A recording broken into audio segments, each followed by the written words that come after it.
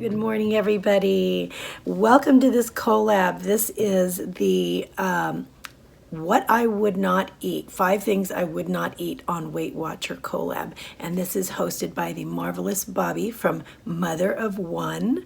I really urge you to check her out. She's got a really great Weight Watcher channel. She is a lifetime member and she's in maintenance mode right now.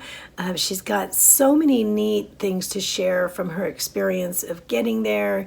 She's wonderful recipes and tips, and I really enjoy just hearing her banter about the thought processes and everything that happens even while you're in maintenance mode. It's just something that maybe if we're not there yet you don't really think about, and so I really love to get that perspective from her.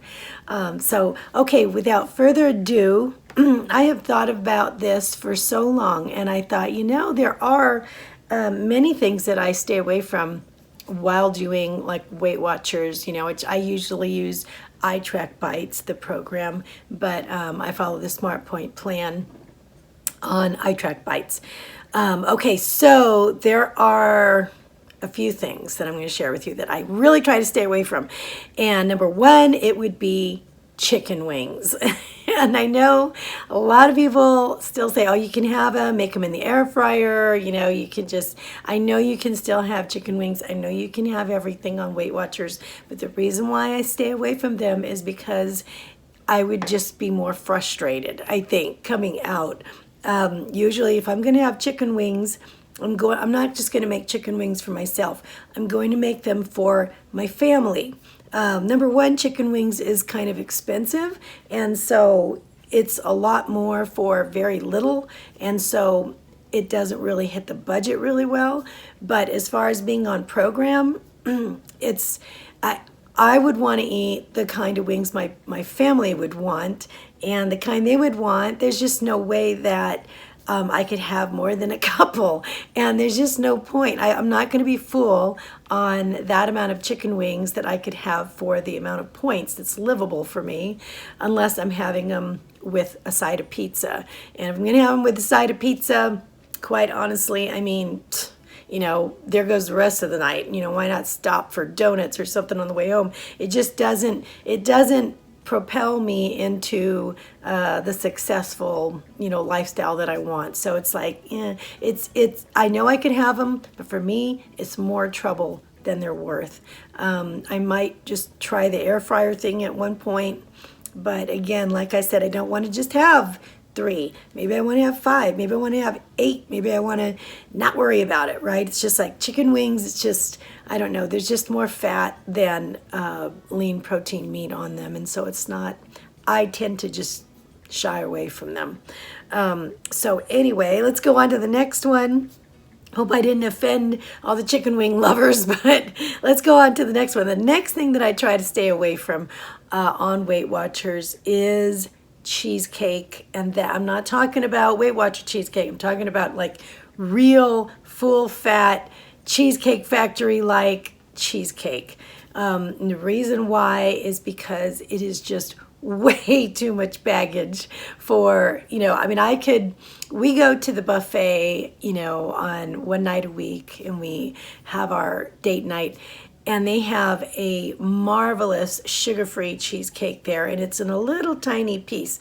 That's all I need, and I feel like I've had my cheesecake allotment, and that is great. It tastes great. I feel like I've indulged, and I don't have all the extra baggage that comes with a regular old piece of cheesecake. And I've just gone down Cheesecake Factory cheesecakes and picked out which ones that I would like. And then when I look up the amount of calories that come with it and all that fat, you're talking like a whole day of calories in one piece of cheesecake.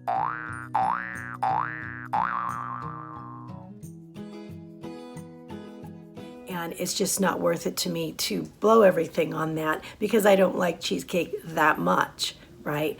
For me, that would be akin to having a slice of wedding cake at a very, very important event. It's just like, it's just not on my radar usually. All right, the third thing that I stay away from, and this is just without a doubt. I never have this.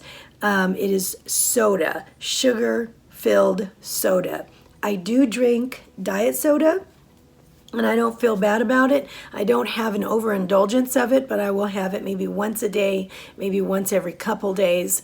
Other things I'll drink are like sugar-free tea and things like that. But real soda, no way. It just has way too much sugar in it.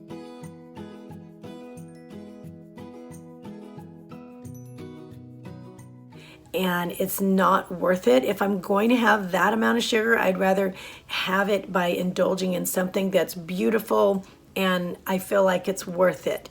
Soda is just not. I mean, you don't even see it. It just tastes sweet. It's empty calories. There's nothing fun about it, and it just wreaks havoc on your body. So there's just no way. I don't even remember the last time I've had like regular soda. I mistakenly bought a non-diet ginger ale orange drink, a soda at the store a week ago, and it sat there right by the front door until I could take it back and switch. It was only like $3 for the whole box of 12 cans. And until I could take it back and say, I want the diet version, nobody touched it because it's just not worth it to me to go, oh, well, let's have it anyway. It's syrup and it's just not worth it. So anyway, I think that for me, it's like drinking hummingbird feeder nectar. It's just like my hubby's in my office now. It's just not worth it, right? It's just carbonated. All right, number 4, the next thing that I try to stay away from is ice cream. And I'm not talking about Halo Top. I'm talking about regular ice cream that you get at the store. You just bring home, dryers or whatever. And the reason why is because it's again, too much baggage. When I was doing the low sugar challenge, I was looking for an ice cream that would maybe fall into my under 25 grams a day of added sugars. And I just could not find, aside from Halo Top and Enlightened, and those types of things, I could not find an ice cream that fit in with my expectations for low sugar. And for me, it was just not worth it it's ice cream for me is so short-lived. In the past, I've really liked getting Dairy Queen dip cones, and that was just, that was really fun. I haven't had one for a while because I can't get over the sugar content. I think it was for a small cone, a dipped cone, it was still like 18 or 25 or some ridiculous thing. And I said, you know what? There's no way. Or was it 30 something? I don't even remember. Whatever it was like too much of a commitment for me. And so that's one of the things that I just tend to go, you know what? Find something else. I make a non-fat yogurt parfait or something else that I get just as much, enjoyment out of. And I have a pineapple cream pie that I make that's amazing.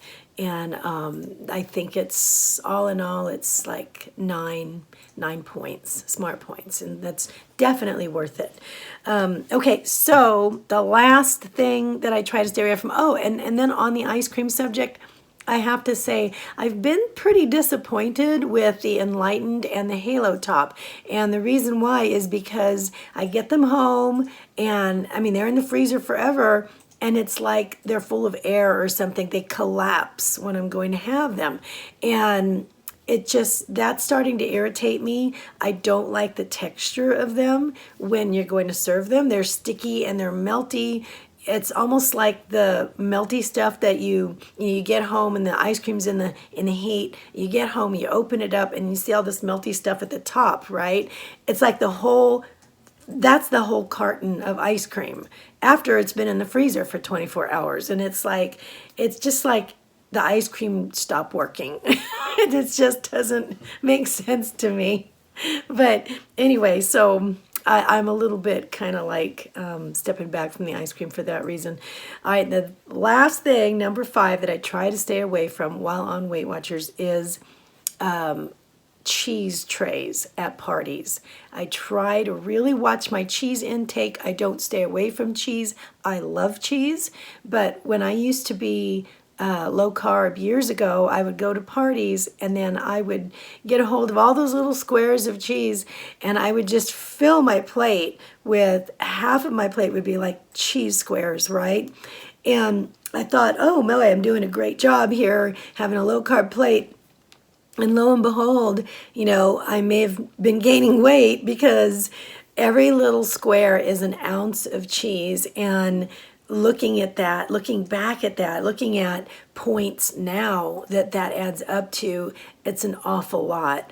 And so, I mean, it's not worth it to me to have 1 or 2 squares, and then that kind of cuts into whether or not I'm going to have a hamburger or a hot dog and count the protein points in that, or be able to put cheese on my hamburger because now I've had so much cheese just to snack on. And so it's just one thing that it's like it's too costly for me. And so I just try to avoid those and maybe stick with the veggie tray, you know, and a few chips or something like that. That is actually easier to deal with than piling cubes of cheese on your tray, because that really eats up your protein allotment and your calories and your points. And so that's another thing that I just kind of steer clear of. Now that we're moving into the summer, there's going to be a lot of parties and you might see a lot of cheese trays. So anyway, those are my 5. Very interesting the way our mind works, you know, when you think about this stuff. I really appreciated the moment to really reflect on these things. So I want to say thank you to Bobbie, mother of one, for including me in this wonderful collab. Go and check out the other channels that I'm going to list below. There's a lot of them that are participating, and as I'm going to do, because I want to find out what other people are steering clear of and why. Okay, guys, have a wonderful day. Love you a lot. Bye.